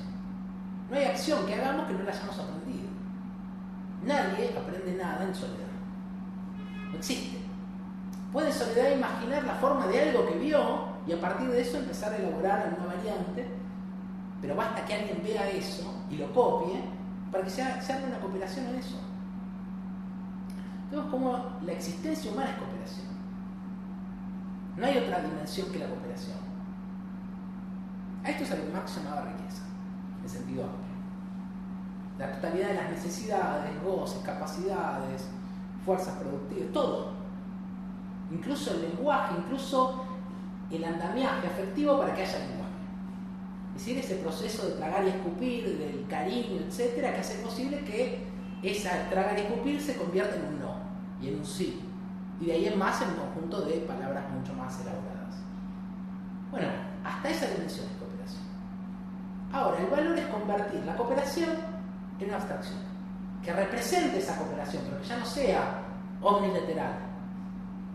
Porque el tema de la cooperación es que siempre es omnilateral. No puedo obturarle a alguien esa cooperación. Porque basta que ese alguien me vea haciendo algo para que pueda tomarlo como parte de una cooperación. El valor permite que esa omnilateralidad se convierta en unilateralidad y se vuelva acumulable. Acumulable contra los otros.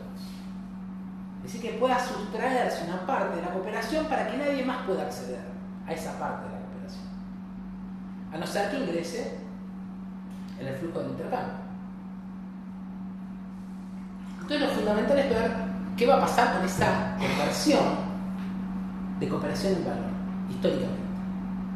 El capital, en su forma hegemónica industrial, lo hace de cierto modo, ¿no? Pone los cuerpos a cooperar en una fábrica, pone máquinas, que es cooperación de cuerpos de un periodo anterior, ¿no? Todo lo que es trabajo acumulado es cooperación anterior, pero es cooperación.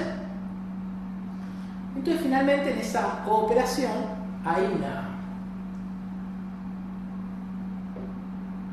conversión a través de la mercancía, de la venta de esa mercancía y la realización de esa mercancía en dinero. Hay una conversión de la cooperación en valor, es decir, en la forma abstracta, abstraída de las relaciones materiales de los cuerpos, separada para siempre de esos cuerpos, y ahora acumulable de manera unilateral. Los cuerpos quedan ahora radicalmente separados de esa cooperación que produjeron, tanto la que acaban de producir como la que produjeron en ciclos anteriores que pueden abarcar hasta la historia de la humanidad. Uno puede apropiarse individualmente de esas partes de la cooperación y separarlas. En cierto modo, separar la propia sociedad, el cuerpo social, de su propia cooperación. Convertirla entonces en privada. Ahora, cuando pasamos al capital financiero, lo que vemos es que ese mecanismo de la apropiación de ese valor se vuelve más extremo. Por un lado, la forma de la cooperación se difumina un poco. Aparece una primera sustitución importante. Evidentemente la maquinaria sustituye el trabajo vivo, pero a partir de los 70, a partir del toyotismo, encontramos que esa sustitución es más fuerte que la robótica. Una fábrica como la Ford tenía decenas de miles de trabajadores. Una fábrica como la Toyota ya tiene un número muchísimo más chico. Y las tareas están demasiado mediadas por una forma automatizada. Por lo tanto, no se siente la cooperación. Más bien se siente que uno depende de esa maquinaria que es propiedad, ya ni siquiera se sabe del patrón, sino de la sociedad anónima, abstracta. Y al mismo tiempo, lo que parece poder asignar los valores y reponer de algún modo la cooperación es el puro flujo de ese capital que circula. Es Según cómo circule, uno si puede acercarse más o menos a ese flujo de capital, puede acercarse más o menos a recuperar la cooperación. Ahora, la forma de automatismo que supone el capitalismo espectral, es decir, el completamente vaciado de esa materialidad, exacerba esa abstracción. Ya no queda demasiada dimensión si hasta el lenguaje me puede ser expropiado, incluso en su uso meramente recreativo, incluso para escribir una canción, incluso para escribir un poema, incluso para hacer un trabajo práctico del secundario, para lo que sea, aparece una dimensión que automáticamente sustituye mi cooperación y me entrega un trabajo completamente cerrado en el cual no hay cooperación. Es decir, se apropió de la cooperación, de la cual yo también formo parte, y me entrega un objeto que separa mi cuerpo de la cooperación. Y teniendo ese resultado, no tengo los medios para acceder a ese resultado. Y por lo tanto, no tengo la experiencia que suponía engrosar en mí mi participación de la cooperación universal. Por lo tanto, el objeto que me es dado como producto me empobrece. Si entendemos que riqueza es mi pertenencia a la cooperación y pobreza es mi no pertenencia a la cooperación. El objeto terminado que no me enriquece, porque no amplía mis capacidades en los cuerpos de los otros, más bien las separa, me empobrece. Es un objeto que ahora es mucho más pobre porque también está menos cargado de esa dimensión cooperada, que si la pensamos desde la perspectiva arcaica del cuerpo, tendríamos que llamar el soñada, es decir, todo el hálito de cooperaciones antiguas que tiene ese objeto. Entonces, en ese punto nos quedan las manos vacías, la cabeza vacía, la lengua vacía, el lenguaje vacío. Y si esta lógica simplemente es tomada como una especie de oportunidad para poder acceder a los objetos de la cooperación, distanciándome lo máximo posible de la cooperación, lo que pierdo como posibilidad es el campo de la política. Porque ¿qué tipo de inserción política tengo si mi inserción en el lenguaje está mediada sin ingresar en la cooperación? Es decir, de esa forma, si hasta para escribir un WhatsApp voy a recurrir a la inteligencia artificial que lo escribe por mí, el resultado en la práctica es la acumulación de lenguaje en la empresa, es decir, es inteligencia artificial cada vez más capaz, y la pérdida de capacidad de mi lado, cada vez soy menos capaz de escribir. Esto para hacer una cosa muy sencilla. La capacidad para hacer cuentas a partir de la calculadora se limita, ¿no? Es un ejercicio muy básico. Ahora, si nuevas generaciones pierden la capacidad, es decir, derivan la capacidad de escribir incluso un WhatsApp, estamos hablando de algo muy chiquitito, de contestar un mail en la inteligencia artificial, ¿dónde está su inserción en esa cooperación universal? Evidentemente se va disminuyendo, el cuerpo va quedando más aislado, más pegado a sí mismo y más dependiente de una forma de consumo de esa cooperación. Pero la cooperación no es mero consumo. Si lo fuera sería unilateral, decíamos antes que era omnilateral. Entonces tenemos ahí un problema que es rápidamente convertible en político.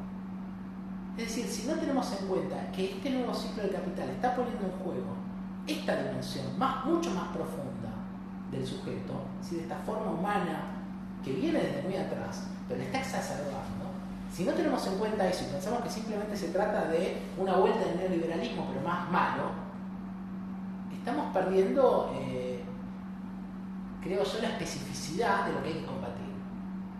Que no es simplemente el capital financiero, que no es simplemente la privatización, la expoliación, la estafa financiera, el crédito y el endeudamiento y ya. Es mucho más ampliamente una captación y una reducción de la cooperación a la forma más abstracta del valor. Creo que la forma algorítmica es mucho más extrema que la forma valor, pero que es en cierto modo una continuidad. Es decir, no hay que considerar que estas nuevas tecnologías deban ser pensadas desde la perspectiva de lo tecnológico, es decir, desde la perspectiva de la técnica. Lo que las define es la perspectiva del capital. Es decir, el algoritmo, la inteligencia artificial generativa, más que medios técnicos, desde su funcionamiento, son medios del capital, es decir, nuevas formas del capital. Y por lo tanto, como correlato, corresponde a la misma forma del sujeto. Pero es un sujeto que queda completamente apolitizado. Porque la participación de la polis, de la política, es el uso del lenguaje y la cooperación. Entonces creo que esos son algunos puntos que hay que tener en cuenta para poder politizar de otra manera este presente. Bueno, creo que estamos bien, como para empezar a abrir ahora el diálogo. Entonces dejaría acá esta exposición y abriría al diálogo. Tenemos 30 minutos, creo que está bastante bien. Dijiste un montón de cosas. Bueno, excelente. Algunas puedo captar, pero te pregunto, en las distintas crisis del capitalismo, desde el 30 para acá, y para ser medio sintético, llegando a estos tiempos, de esto se trata entonces el cambio cultural que vino a proponer ni siquiera este gobierno, sino porque también está, y algunos otros de la derecha que gobierna en este momento el mundo.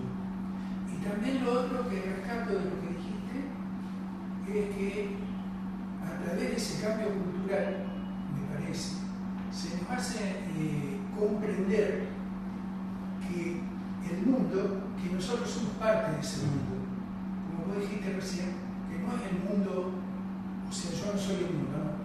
Nosotros somos parte del mundo. Y los problemas que tiene el mundo son mis problemas. ¿Estoy en lo cierto en algo de eso? Sí, totalmente. Yo sumaría unas cuantas cosas que trabajamos en Junín, como estuvo más por ese lado, la más estructural, como decir, el planteo. Lo primero que dijiste fue bastante más desarrollado, que es la idea de que este nuevo ciclo del capital incluye además un cambio de potencia hegemónica. Yo muy rápidamente en junio había hecho algo que podría sintetizar a la velocidad de la luz, que es el desarrollo del capitalismo supone una serie de potencias territoriales que organizan cada ciclo. Ciclos mucho más largos. Quiero decir, el protocapitalismo comercial del Renacimiento en Génova, por ejemplo, ¿no? Todas las ciudades estado italianas que comercian y van elaborando un capital y acumulando un capital comercial. Después pasamos a Holanda, que empieza con la manufactura y ya pega un salto cualitativo. Porque una cosa es comprar barato y vender caro, y otra cosa es producir con mejores técnicas y tener ganancia por una diferencia técnica en la producción. Entonces ya tenemos plusvalor. Y después tenemos un pasaje de Holanda a Inglaterra, que ya no produce meras manufacturas, produce maquinaria para producir manufacturas. Entonces ahí hay un salto, una potencia N, es decir, produzco la máquina, para la máquina, para la máquina, para la mercancía. La máquina también es mercancía, por supuesto, pero es una forma de producción muy ampliada, ¿no? Inglaterra, Londres. Después tenemos 1930, ese cambio de ciclo ya del capital, mucho más corto, supone un cambio de potencia, es decir, de espacio territorial que organiza el mercado mundial, que es pasar de Londres a Estados Unidos. Estados Unidos reconfigura el mercado mundial y lo termina de hacer en 1945. Fíjense que hasta ahí no hay grandes problemas, como diría Freud, de heridas narcisistas, ¿no? Porque entre Génova, Holanda, Inglaterra e incluso Estados Unidos, que sería América, lo que tenemos es un circuito del hombre en el sentido estricto de la palabra, varón occidental. Ese es el centro de ese esquema europeo.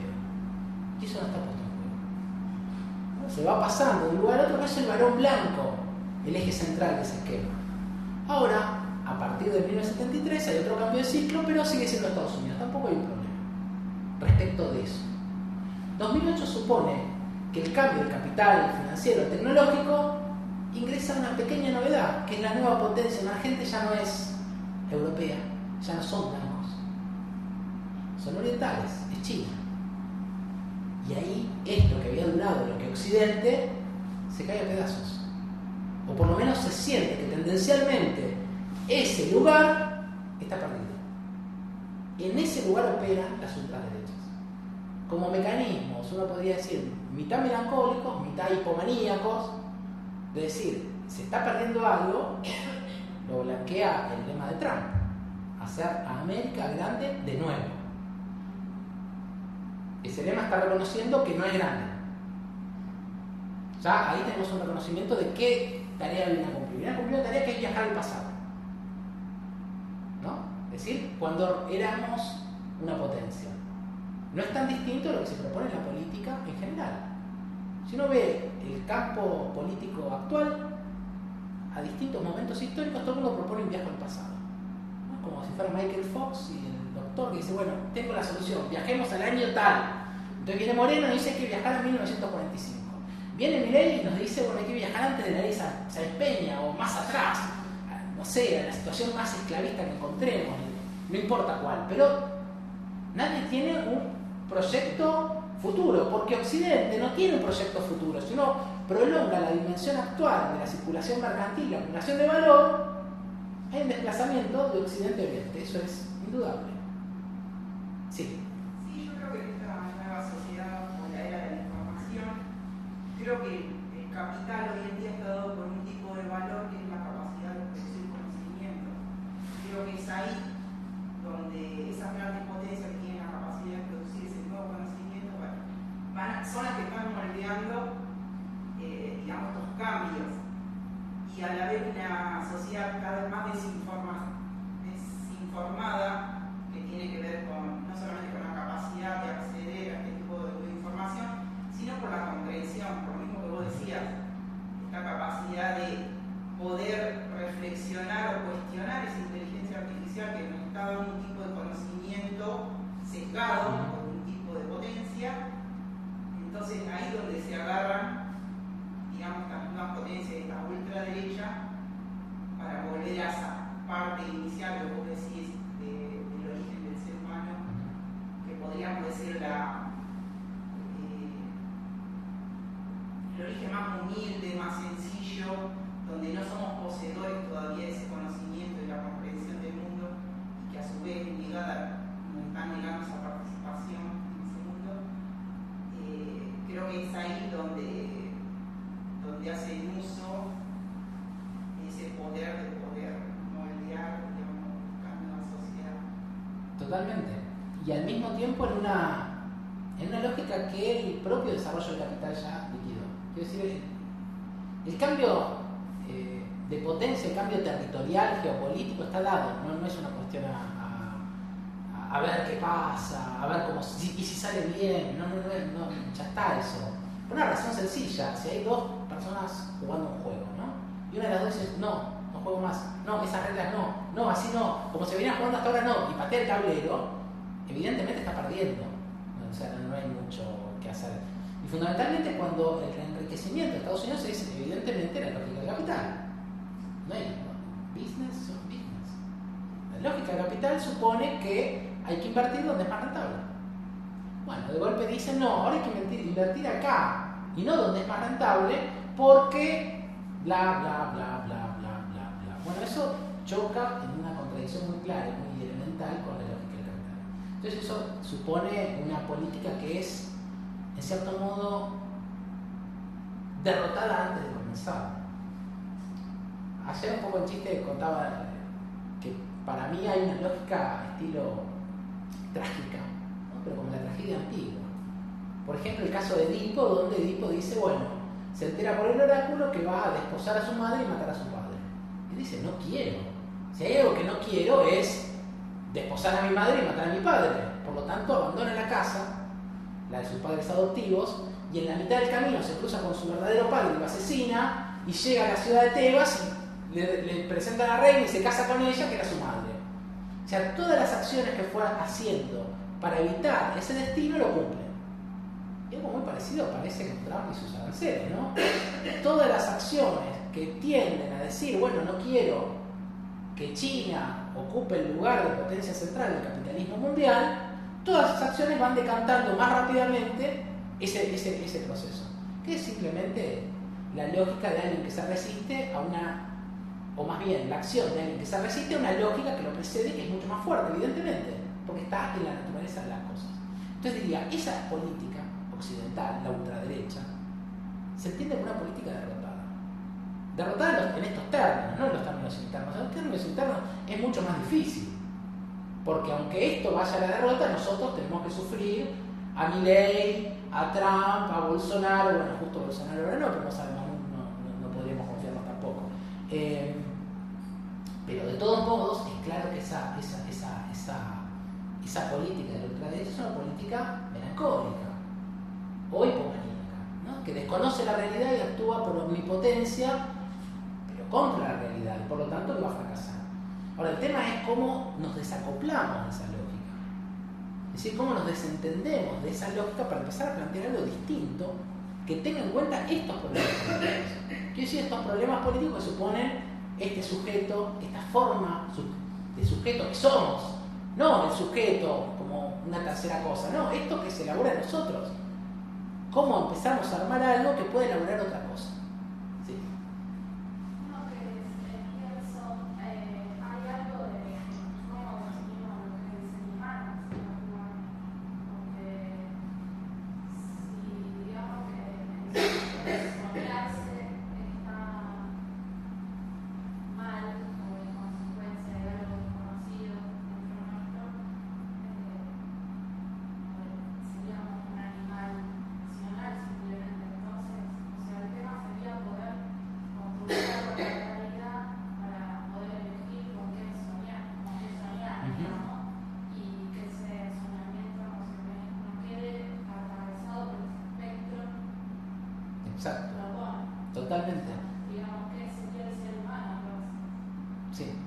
Y al mismo tiempo yo diría, eso mismo lo pondría quizá en primera persona. Porque hablar de ser humano tiene esta complejidad, que es que cuando se habla de ser humano se habla de una cosa. Y en realidad uno debería decir, ¿qué es el ser humano? Bueno, ¿qué es esto que soy? Y esto que soy que incluye mi relación con los otros. Porque las definiciones de lo humano, como en tercera persona, pueden hacernos trampas, ¿no? Se lo puede definir de una manera que nos separe, que entonces podamos poner ahí un montón de cosas muy distintas. Por ejemplo, qué miserable es el ser humano. Es el problema de todo es el ser humano. La frase que denuncia el ser humano es una parte esencial del ser humano. Por lo tanto, uno estaría diciendo qué mal la frase que denuncia el ser humano. Entonces, digo, cuando nos hacemos cargo de este cuerpo que somos y que eso es lo humano, bueno, ¿cómo reponemos en esto que somos y nuestras relaciones la dimensión soñada? ¿Cómo hacemos política con eso? Que supone también parte de una imaginación política que está obturada. Algo que traía ya, ¿no? Una frase que fue muy famosa en el ciclo neoliberal era la siguiente: es más fácil imaginar el fin del mundo que el fin del capitalismo, ¿no? Una frase de Frederick Jameson que después trajo Mark Fisher. Fíjense que esa frase no es actual. Hoy no decimos es más fácil imaginar el fin del mundo que el fin del capitalismo. Hoy uno podría decir es más fácil imaginar el fin del mundo que la continuidad del capitalismo. Basta pensar cómo son las series, por ejemplo, de Netflix, que tienen escenarios futuristas, para darse cuenta que no hay una sola que plantee un escenario de futuro que no sea el apocalipsis. Y no importa por qué razones, pueden ser virus, pueden ser zombies, pueden ser asteroides, cualquier cosa. Ahí sí la imaginación es enorme. Para pensar el fin del mundo es enorme. Para pensar la posibilidad de un capitalismo futuro, silencio total. Desde lo imaginario, desde las ideas, desde la blableta, como decía el turco Asís. Y sí, Elon Musk dice, bueno, vamos a colonizar Marte, y Milei dice, bueno, la inteligencia artificial va a ser todo maravilloso, pero cuando hay que producir imágenes para expresar eso no hay. Lo que quiere decir que no es parte del imaginario que compartimos como sociedad, ¿no? De esas imágenes que circulan soñando el cuerpo social, no aparece eso. Más bien aparece una prolongación de este presente en el futuro diciendo se acaba. Por lo tanto, más que del futuro, de lo que está hablando del presente, porque el futuro es lo que no existe. Si todos los escenarios futuros son apocalípticos, no se está diciendo algo del futuro, porque ¿qué es el futuro? Se está diciendo algo del presente, se está diciendo hoy la tendencia es ir hacia allá, por lo tanto es una crítica de hoy. Bueno, ahí tenemos una especie de despunte de algo muy elemental para empezar a ver la diferencia entre un espectro que nos paraliza y la capacidad de soñar o no. El soñar, por ejemplo, ¿qué otras posibilidades habría que no sean la extinción? Bifo, por ejemplo, Bifo Berardi, un filósofo italiano, está proponiendo la deserción, la extinción, abrazar eso. Pero yo creo que es un pensamiento demasiado europeo. Desde Europa, por supuesto que se ve eso. Pensemos que esa pirámide de la blanquitud, donde hace que el europeo sea realmente importante, cuando decimos Edad Media, no pensamos en cualquier lugar del planeta. Fíjense, es un tiempo. Si yo digo martes, el martes puede ocurrir en cualquier lugar del planeta, ¿no? Puede ser un martes en China, un martes en Ruanda, un martes en San Pablo. Lo mismo. Si yo digo Edad Media, nuestras cabezas van a Europa. Como si ese tiempo histórico ocurriese solo en Europa. O tengo que aclarar, Edad Media en Japón. Ah, bueno, entonces me desplazo, porque tengo que aclarar. Si no, claro, es en Europa. Bueno, eso es una marca muy chiquitita de una centralidad europea que recién ahora se está resquebrajando de manera total. Entonces, la extinción, yo no estoy seguro que sea algo que haya que aceptar en esos términos. Es extensión del sujeto occidental, blanco, varón, heterosexual, etcétera, etcétera, etcétera. Bueno, que eso se pierda, no hay mucho problema. Más bien, desentendamos de ese sujeto y empezamos a elaborar formas ensoñadas, es decir, imaginarios que puedan recuperar algo de esa dimensión más propia y que puedan repeler, por lo menos, la dimensión espectral. Como espectral es incluso, fíjense la moneda, donde sea que miremos de nuestra sociedad actual encontramos lógicas espectrales. Esa transformación de la moneda en una moneda cada vez más abstracta, más inasible. Hasta las criptomonedas son completamente inasibles. Cuando uno piensa en el origen del capital financiero y ciclo neoliberal, está cuando Nixon separa el dólar del oro.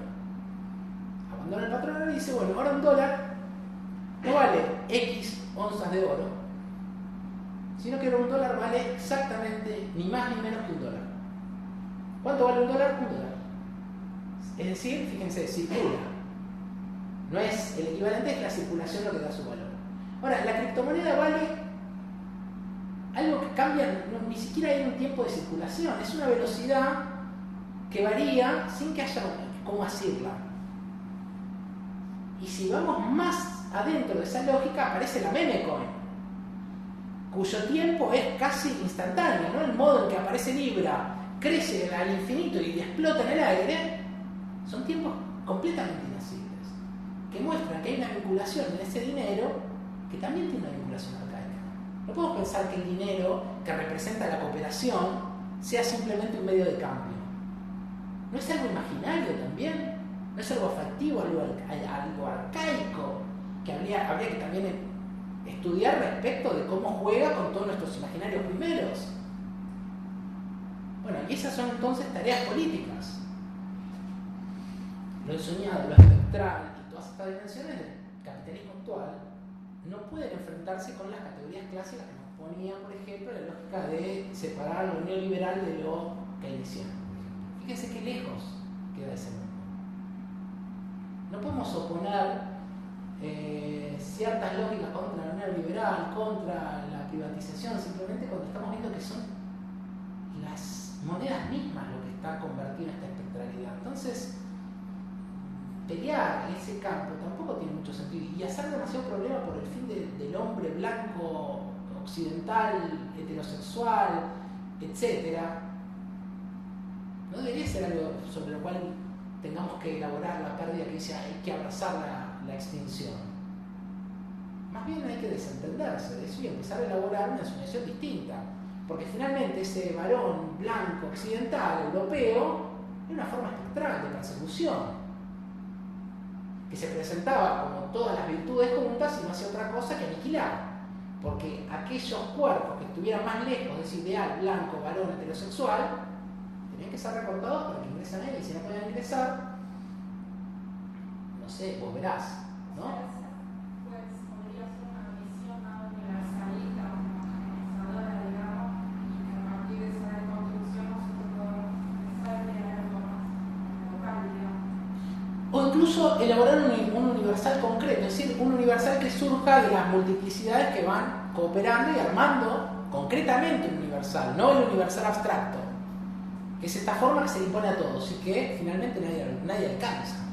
Nadie va a ser nunca lo suficientemente blanco, lo suficientemente europeo, lo suficientemente varón, lo suficientemente heterosexual, etcétera, etcétera, etcétera. Entonces, más bien, se trata de ver cómo se organiza un universal concreto, es decir, estas elaboraciones, ensoñaciones, etcétera, que vamos conectando, cooperando, ampliando, para organizar desde ahí, no solo lo local, porque esto puede ampliarse y debe ampliarse. Lo local en conexión con lo global. Exacto, sí, sí. Lo universal Pero, con... ¿qué papel juega China en todo esto? China es el lugar donde se empieza a elaborar la reposición de una nueva forma de capitalismo, que no va a ser liberal, que tiene otra, pero que nos queda muy lejos al mismo tiempo. O sea, ¿qué es lo que se juega en China? No sé si nos interpela de modo directo, porque lo que nos interpela de modo directo es qué es lo que podemos hacer políticamente. Yo creo que qué es lo que China puede hacer o no es mucho más parte de una especulación que va a estar muy teñida también de prejuicios, ¿no? La crueldad china, ¿no? Prejuicios muy inchequeables en cierto modo. Lo que sí es parte de una dimensión política inmediata es qué podemos hacer en este contexto, donde tenemos que partir de reconocer la realidad. La forma occidental está en bancarrota, en decadencia total, la forma oriental está triunfando, pero nosotros podemos y debemos desconectarnos. Mientras eso cae, desconectarnos de esa forma de la cual fuimos subsidiarios durante toda nuestra historia colectiva, ¿no? Porque acá, para hablar de un filósofo, es muy fácil hablar, por ejemplo, de un filósofo europeo. Es normal, es natural, pero en Europa no están hablando de un filósofo argentino, ¿no? Ese es un cambio muy notable. Bueno, empezar a desarmar eso, dejarlo ir, por decir así, hacer el duelo de eso para investir un objeto distinto, que es un objeto que podamos elaborar nosotros. Lo que pasa es que hoy las sociedades no están preparadas para eso que estás planteando. Es que se trata de elaborarlo o sea, lo tenemos que elaborar de esto que somos, porque finalmente la sociedad siempre va a ser una abstracción a la cual no podemos llegar.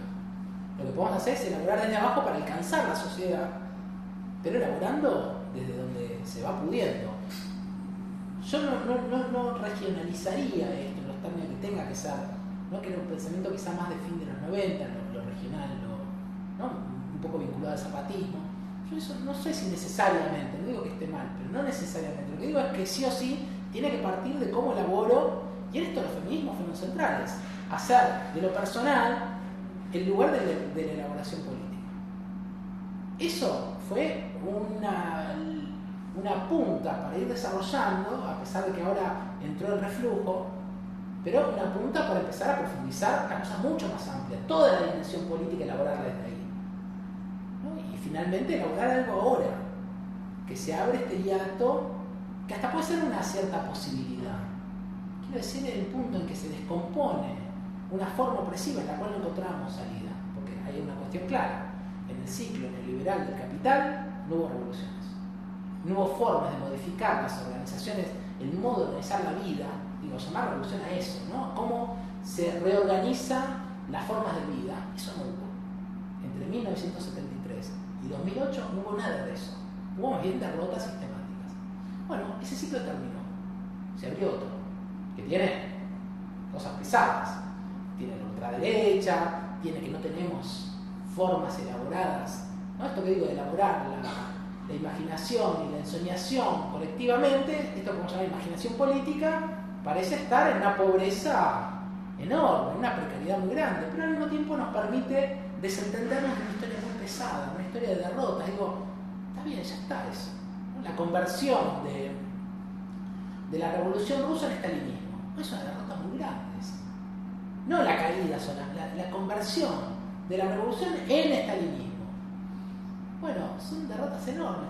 Entonces esto nos permite actuar quizá más livianamente, empezar a inventar una forma de retener aspectos de la tradición, citarlos, incluirlos, pero sin ese peso tan grande del occidental. Bueno, lo occidental ya fue, a ver qué elaboramos ahora.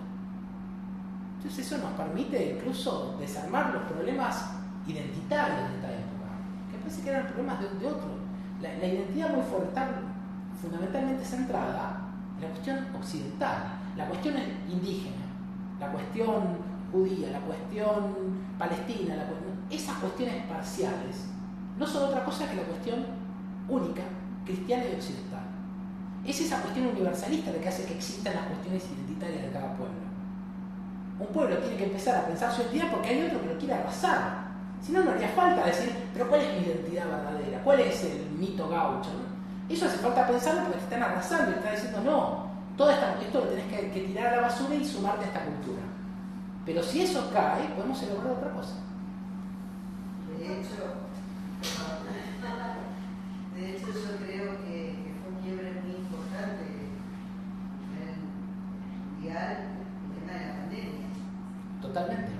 Eso nos implica todo, que es lo que vos decías, y para subsistir, mucha gente que no pudo, que no tenía un trabajo fijo y tuvo que vivir de chata, bueno, salió a inventar, sacar de la galera lo que saliera, hacer comida en su casa, no sé. Somos los seres humanos, yo creo que sí tenemos, a veces vamos a entrar con instinto, cómo sobrevivir, como desde ese bebé que llora para obtener su consuelo, por así decirlo, sin saberlo, lo traemos, por supuesto, desde antes. Totalmente. Y yo me quedé con el tema de lo que vos dijiste casi al principio, de que antes una persona entraba en un trabajo y hasta que se jubilara. Y como yo soy nacida en el 71, o sea que de las generaciones del medio que todo lo tuvimos que aprender entre medio hasta llegar a la actualidad para seguir conservando un trabajo justamente. Y yo con 54 años tengo compañeros de 20 y pico, o sea que casi de la edad de mi hijo, que va a cumplir 18, entre varias generaciones que yo digo, a veces uno se pone a pensar cómo a uno lo criaron y con los cánones sociales que crecimos, incorporados, y no sabemos, nosotros creíamos que eso estaba bien. Y ahora, como estoy en el medio, y no sé si estaba tan bien, y no sé si está tan mal lo que piensan los chicos ahora. Entonces, está como que sí, los chicos ahora no tienen sueños, no tienen objetivo, ¿no? Es que yo veo a mis compañeros que hoy en día no les gustó algo, de vuelta y dicen, voy a buscar allá. Y no saben si allá tienen, pero se la juegan. Cosa de que en nuestra generación crecimos con miedos. Sí, sí, sí. Hay un umbral que cambia toda esta cuestión, se lo puede mirar desde múltiples aspectos. ¿Sí? Creo que estamos sobre la hora ya. Sí, me parece que vamos a... Ezequiel, tenemos que cortar ya, ¿no?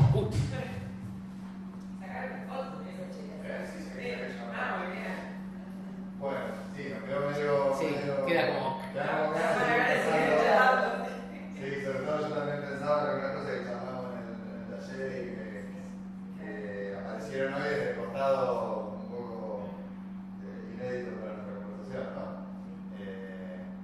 Así que bueno, ya nos encontraremos en otra ocasión. La próxima vez venía a dejarnos un poco más tranquilo, no tan inquieto.